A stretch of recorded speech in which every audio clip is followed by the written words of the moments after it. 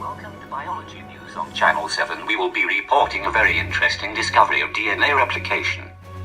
These brand new discoveries will revolutionize modern life.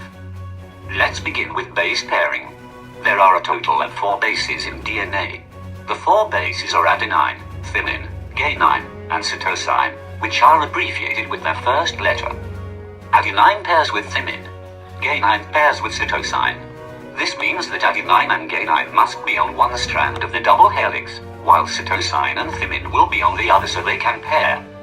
Okay, so the first step is the recognition origin or replication. As you can see, there is also the formation of the replication bubble. The ends of each strand are labeled 5' and 3'. When the DNA is replicated, the strands are referred to as parent and daughter strands. The parent strand is the original strand that stayed, while the daughter strand is the one being created and makes one strand of the double helix. The top strand goes from 5' to 3' end, while the one directly underneath goes from 3' to 5'.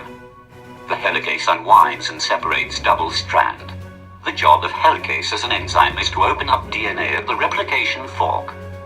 We are going to focus on one side of the strand first. This is one of the replication forks. The next step in the replication process is to hold the strands apart. The single-strand DNA binding proteins, abbreviated as SSBPs, holds the strands of DNA apart by binding to the single strands once they have been separated.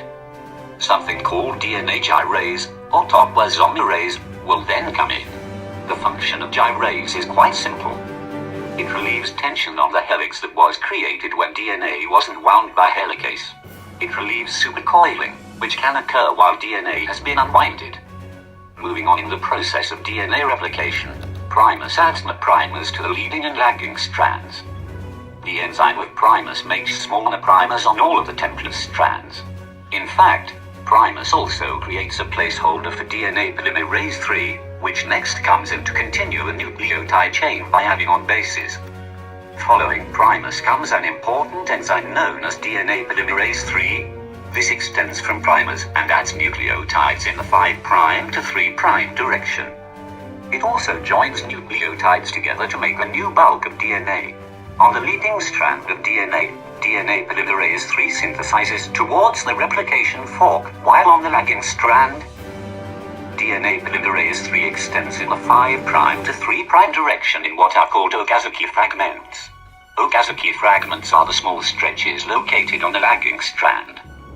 Keep in mind that every Okazaki fragment added on is put closer to the replication fork once it is initially extended by nucleotides being added in the 5' to 3' direction.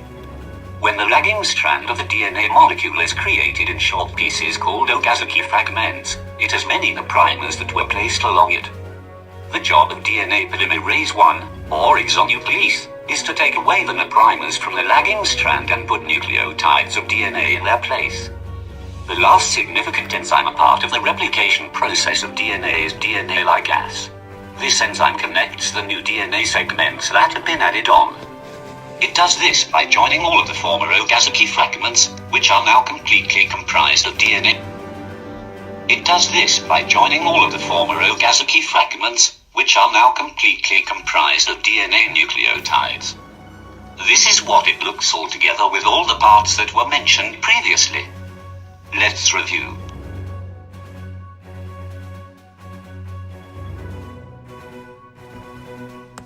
We are going to now play a question game. Question 1. What does primase do?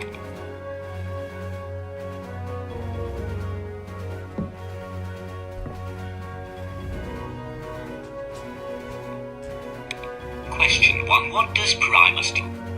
If you said, primase synthesizes primers that are complementary to the DNA strand. It adds primers to both the leading and lagging strands. You are correct. Question 2. What does ligase do?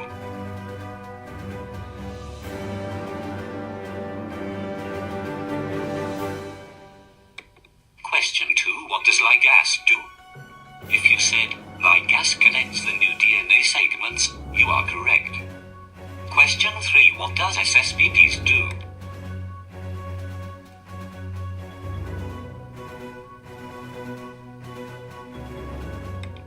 Question 3. What does SSBPs do?